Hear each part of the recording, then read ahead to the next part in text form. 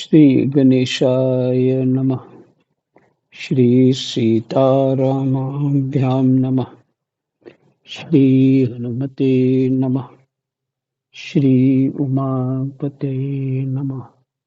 श्री गुरुवे नमः। सब संतन की जय जय। जय जय सीताराम। राधे श्याम।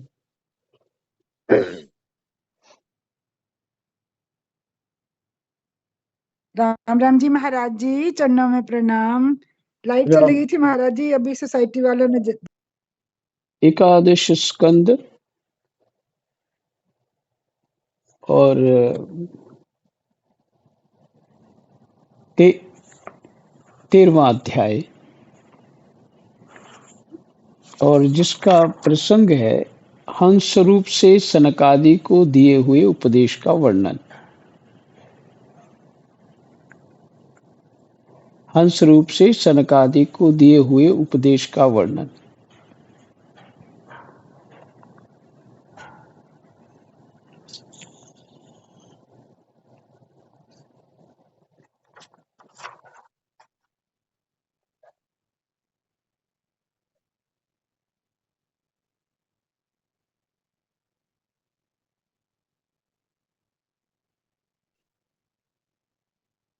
मेरे को इसमें कुछ बहुत अच्छा लगा समझने में।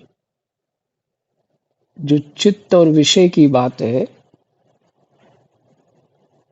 चित्त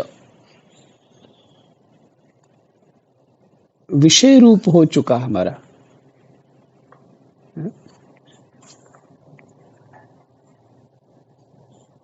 और विषय चित्त में ओतप्रोत हो गए हैं, घुल मिल गए हैं। ये है हमारी समस्या। ये प्रश्न था सनकादि महर्षियों का। ब्रह्मा जी उत्तर नहीं दे पा रहे थे चित्त की व्यस्तता के कारण।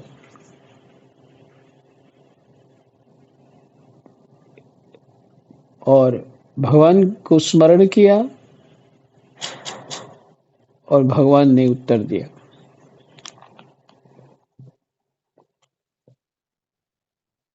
चिंता अपनी करनी चाहिए कि हमें जिसके लिए परमात्मा ने मौका दिया है वो करना अनिवार्य है, या जो आसपास हलचल हो रही है या उसको ही ठीक करना जरूरी है।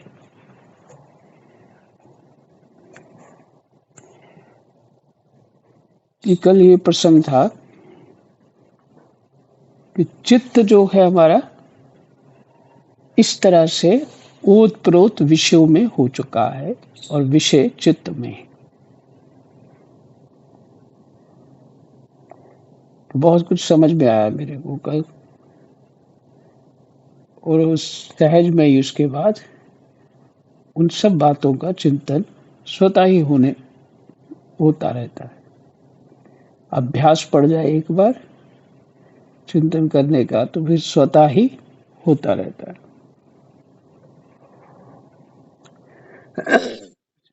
तो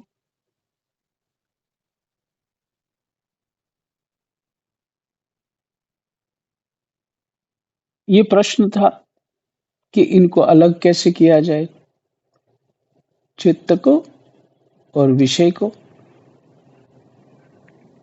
अलग करना। कि अलग किए बिना काम नहीं होगा। ये प्रश्न है। उसी प्रश्न के संबंध में भगवान ने बोला कि कारण क्या है कि जो फंस जाता है चित्त। इसका मूल कारण बताया, अज्ञान ही है। अज्ञान से अहंकार की उत्पत्ति होती है। वो बुद्धि में ही हो रहा है सब कुछ। अज्ञान भी बुद्धि में, अहंकार भी बुद्धि में। शरीर के किसी और हिस्से में कोई समस्या नहीं है हमें। सब कुछ बुद्धि में हो रहा है। अहंकार क्या कर लिए, ये मैं शरीर मैं हूं। इसी को बोलते हैं कि अपनी आइडेंटिटी अलग बना लेना। इसको शास्त्र में अहंकार किया, अहंकार शब्द से कहा जाता है। और ये अज्ञान से होता है। ज्ञान से एक अखंड आत्मा जो है, एक रस है, सच्चित आनंद स्वरूप है, उसकी वैसी स्थिति हो जाती है। इस आत्मा के स्वरूप में उसकी आनंद स्थिति हो जाती है ज्ञान से। और अज्ञान से ही संसार की उत्पत्ति होती है।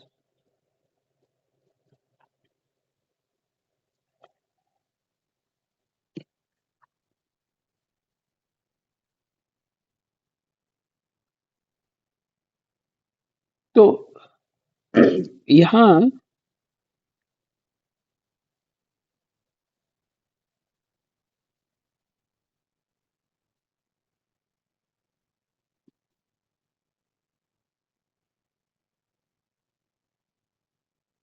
ये जो बंधन प्राप्त होता है, विषय और चित्त के कारण, ऋषियों ने पहचान लिया, सनकादि ऋषियों ने समझ लिया। तो ये बंधन क्या है, अहंकार की ही रचना है। और आत्मा के पूर्णतम सत्य अखंड ज्ञान और परमानंद स्वरूप को छिपा देता है। जो हमारा वास्तविक स्वरूप है उसको ये अहंकार छिपा देता है।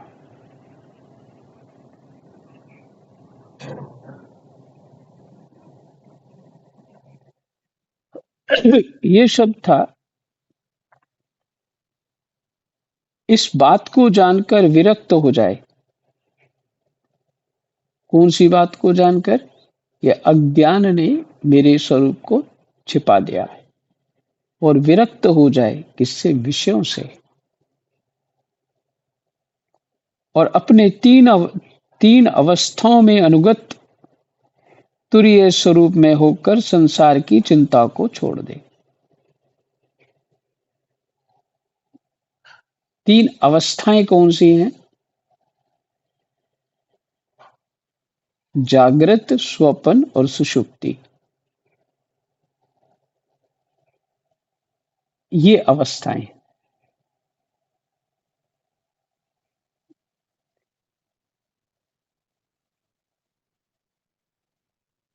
और ये किससे प्राप्त होती हैं? मूल कारण तो अज्ञान ही है। और फिर वो गुणों को, सत्व रजतम गुण जो धारण कर लेते हैं, तो फिर वो जागृत, स्वप्न, सुषुप्ति तीन अवस्थाएं हमारी होती हैं। और इन तीनों अवस्था में अपने तीन अवस्थाओं में अनुगत तुरीय स्वरूप में होकर संसार की चिंता को छोड़ दे।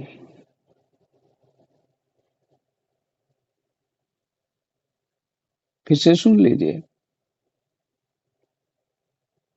अपने तीन अवस्थाओं में अनुगत। तीनों अवस्था में अनुगत कौन है? सोते हुए भी, जागते हुए, स्वप्न में कौन है? तुरीय स्वरूप।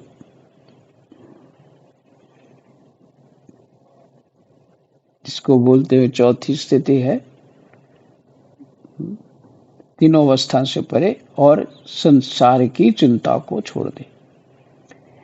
कैसे होगा? जब आत्म स्वरूप का चिंतन करते रहेंगे तो जागते समय भी, सोते समय भी, स्वप्न में भी अपने स्वरूप को जीव भूलता नहीं है।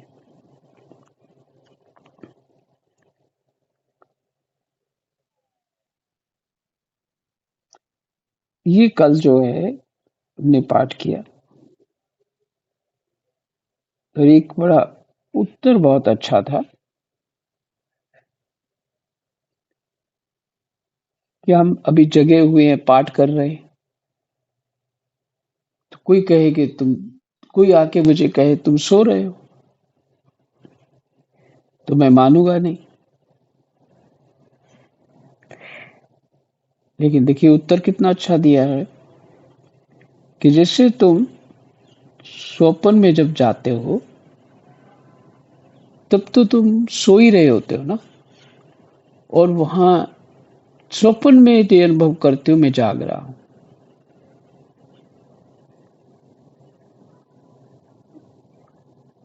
अपने आप को जागने वाला मान लेते हो स्वप्न में।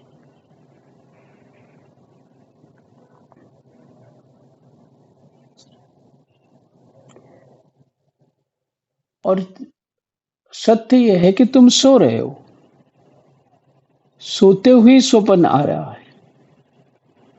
और यहां अभी जो हम पाठ कर रहे हैं ये किस में कर रहे हैं? मोह रूपी अज्ञान रूपी निद्रा में हम सोए हुए हैं। अपने को जगाने के लिए हम पाठ कर रहे हैं, पर अभी हम सोए हुए हैं। जब तक मोह है, गोस्वामी जी कहते हैं मोह निशा सब सोब निहारा। मोह रूपी रात्रि में सभी सो रहे हैं।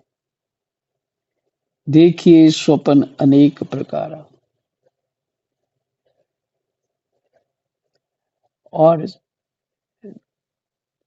इस रात्रि रूप जो हमारी मोह निशा, जो अज्ञान रूपी रात्रि है, ये हमारी, ये जो जीवन है हमारा, जब तक ज्ञान नहीं होता, अपनी आत्मा को पहचान नहीं पाते, तब तक हम सो ही रहे हैं। किसमें? अज्ञान में। और अज्ञान में सोते हुए जो हमारी कल्पनाएं हैं, वृत्तियां हैं, ये सब हमारे स्वप्न हैं।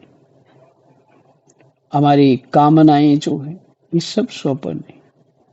ये करेंगे, वो करेंगे, सब।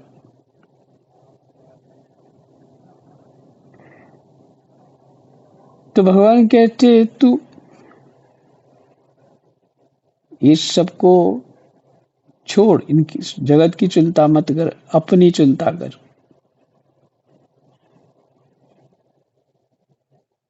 तू जगत की जो चिंता कर रहा है, उस जगत को तभी लाभ होगा अगर वो अपनी चिंता करेगा।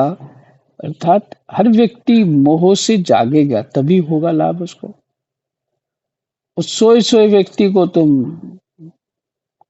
उसकी कामनाओं को पोषित करते जाओगे, उसकी इच्छाओं को पूर्ति करते जाओगे, तो क्या लाभ होगा? कोई लाभ नहीं होगा। और वही वृत्तियां जो तुमने की अध्यास कर लिए, वो ही रिटर्न होके तेरे चित्त में प्रकट हो करके तुम्हें पाप और पुण्य में परिणत हो जाते हैं। जो अच्छे कर्म है वो पाप अ, पुण्य होते हैं, और जो बुरे कर्म है पाप होते हैं। वो रहते मेरे चित्त में, वही परिणाम देते हैं। तो कल का कुछ पाठ इस तरह से हुआ था। कृष्णाय वासुदेवाय हरये परमात्मनि प्रणतः क्लेशनाशाय गोविन्दाय नमो नमः।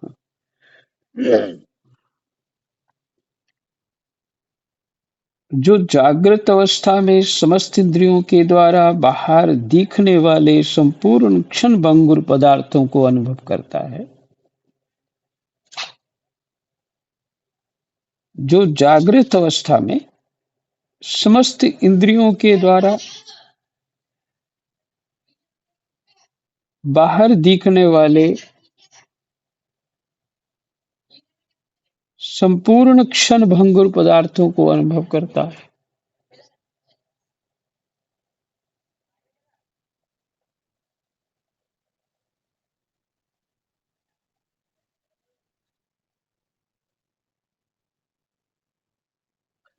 जो जागृत अवस्था में समस्त इंद्रियों के द्वारा बाहर दिखने वाले संपूर्ण क्षण भंगुर पदार्थों को अनुभव करता है और स्वप्नावस्था में हृदय में ही जागृत में देखे हुए पदार्थों के समान ही वासनामय विषयों का अनुभव करता है। ये ना बड़ा शोर मचा दिया।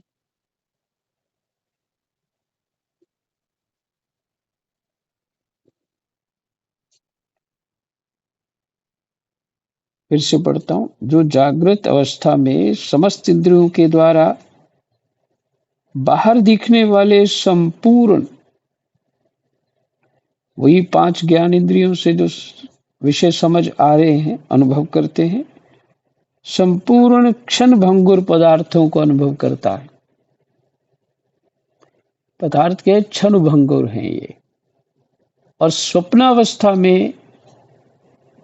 स्वप्नावस्था में हृदय में ही जागृत में देखे हुए पदार्थों के समान ही वासनामय विषयों का अनुभव करता है।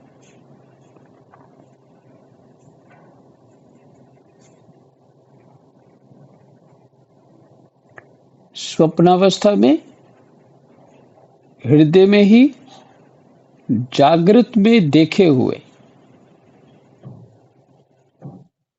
पदार्थों के समान वासनामय विषयों का अनुभव करता है।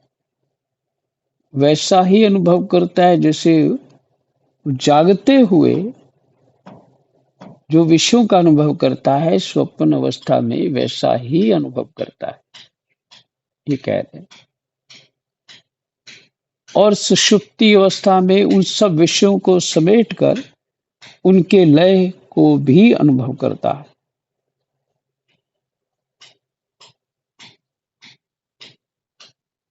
सुषुप्ति अवस्था में क्या होता है?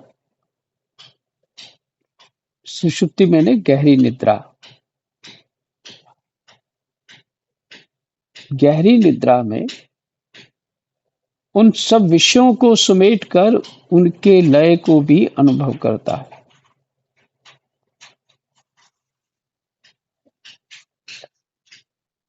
गहरी निद्रा तभी आती है जब हम कोई स्वप्न नहीं होता, तब गहरी निद्रा आती है। और उसमें निद्रा का जो लय होने का अनुभव करता है। कौन करता है? इस साक्षी ही करता है।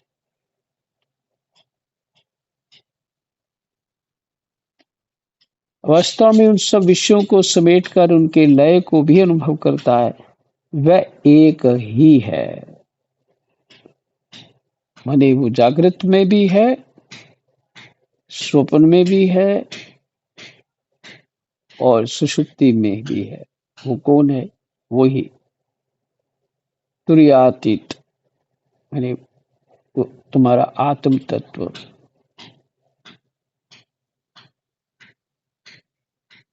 जागृत अवस्था के इंद्रिय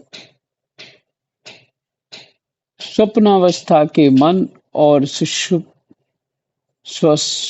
स्वप्नावस्था के मन और जागृत अवस्था के इंद्रिय और सुषुप्ति की संस्कारवती बुद्धि का भी वही स्वामी है।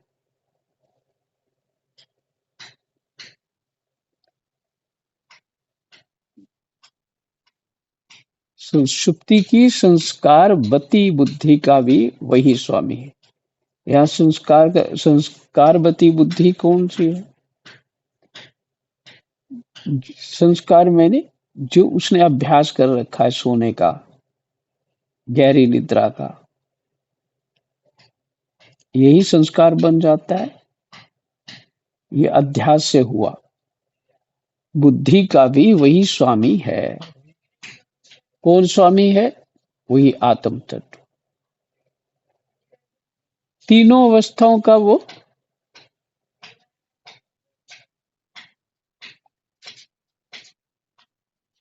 साक्षी है और वही स्वामी है, क्योंकि वह त्रिगुणमयी तीनों अवस्थाओं का साक्षी है। वही बात है। जिस मैंने स्वप्न देखा, जो मैं सोया वही मैं जाग रहा हूँ।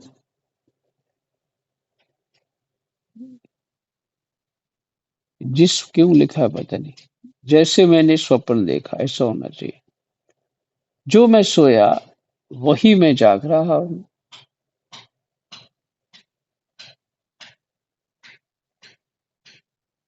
ये कौन अनुभव करता है?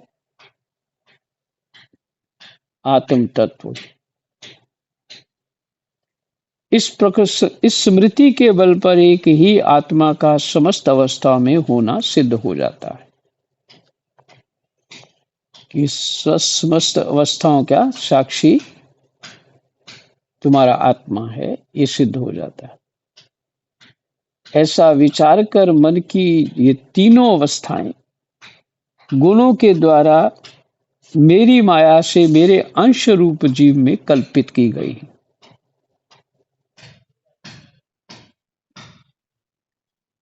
ऐसा विचार कर मन की ये तीनों अवस्थाएं, ये मन की तीनों अवस्थाएं, जागृत, स्वप्न और सुषुप्ति, तीनों अवस्थाएं गुणों के द्वारा मेरी माया से मेरे अंश स्वरूप जीव में कल्पित की गई हैं।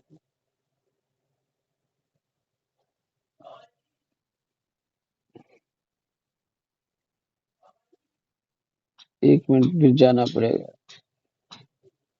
हो तो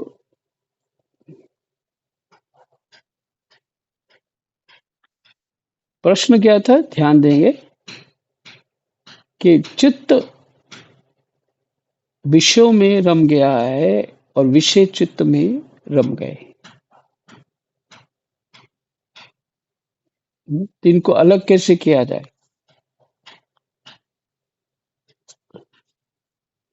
तो सारा जो विश्लेषण हो रहा है कि ये कैसे क्या-क्या होता है। एक प्रकार से मान के चलिए कि पूरा नक्शा बता रहे हैं, है ना? कहाँ कैसे मिल गया ये? तो जहाँ मिला खोल के उसको अलग कर देंगे, ये बात। तो फिर कहा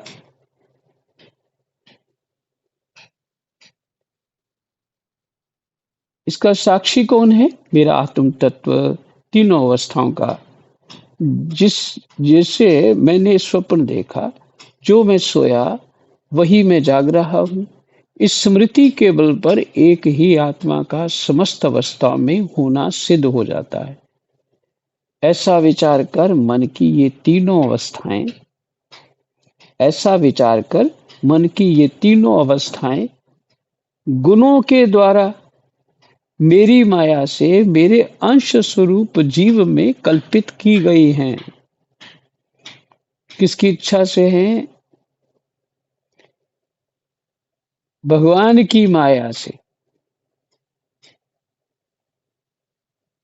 मेरी माया के द्वारा, भगवान की माया के द्वारा ही ये जीवात्मा में कल्पित की गई और आत्मा में ये नितांत असत्य हैं और आत्मा में बिल्कुल कुछ नहीं होता।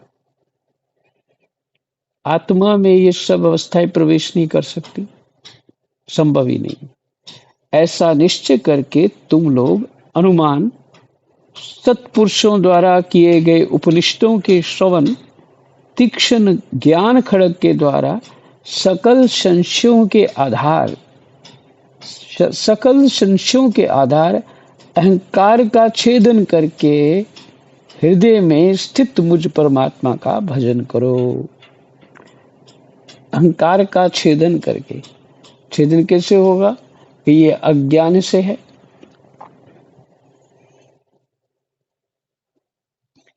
ये सब कुछ किससे हो रहा है? अज्ञान से हो रहा है।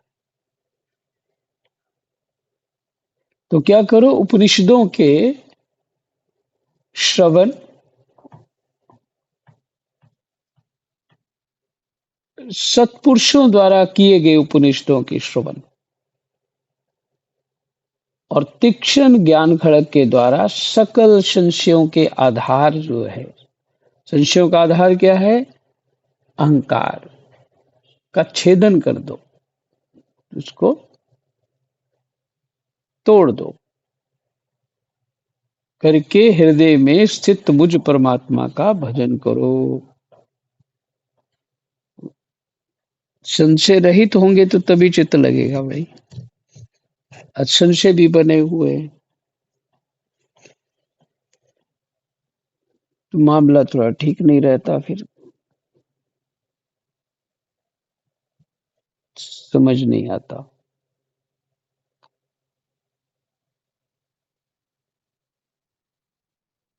भगवान में चिंतन, भगवान का चिंतन करना, भगवान में मन लगा देना,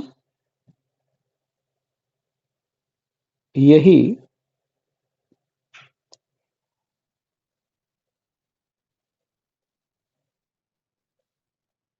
अपने स्वरूप को, अपने स्वरूप का चिंतन करना है।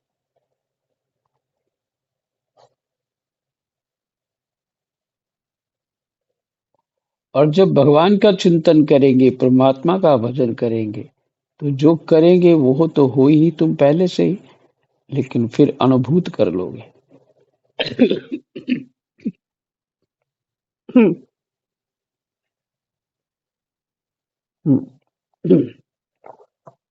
अनुभूत कर लोगे। तो बता दिया, ये कारण है। इसको चित्त और विषयों को अलग कैसे करना है, भगवान कहते हैं ये बात सारी समझ लो ठीक से और उसका चिंतन करो, फिर अपने ही ज्ञान से उन सब विषयों को काट डालो, संशय रहित हो जाओ और सत्पुरुषों से उपदेश सुनो और मेरा भजन करो। म्यूट कर लो, किसी का म्यूट नहीं है।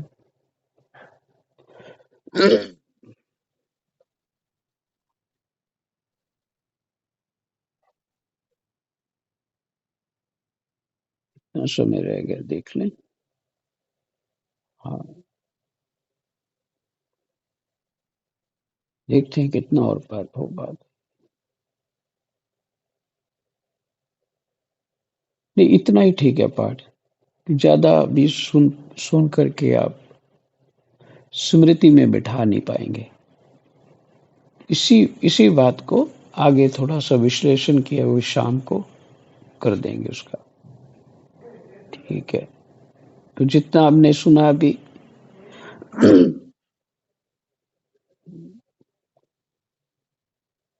वैसे तो हमने 2 ही श्लोक पढ़े,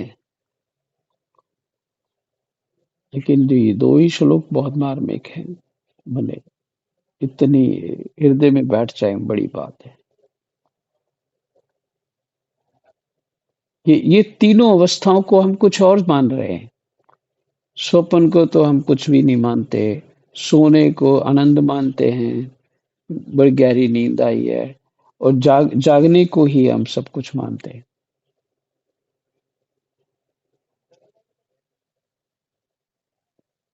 और शास्त्र कहता है कि नहीं भाई, शास्त्र कहता है ये तेरी 3 अवस्थाएं, जागृत, स्वप्न, सुषुप्ति,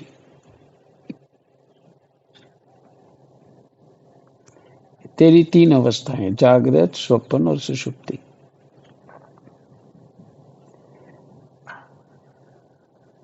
ये तेरे अज्ञान के कारण जो हो रही है,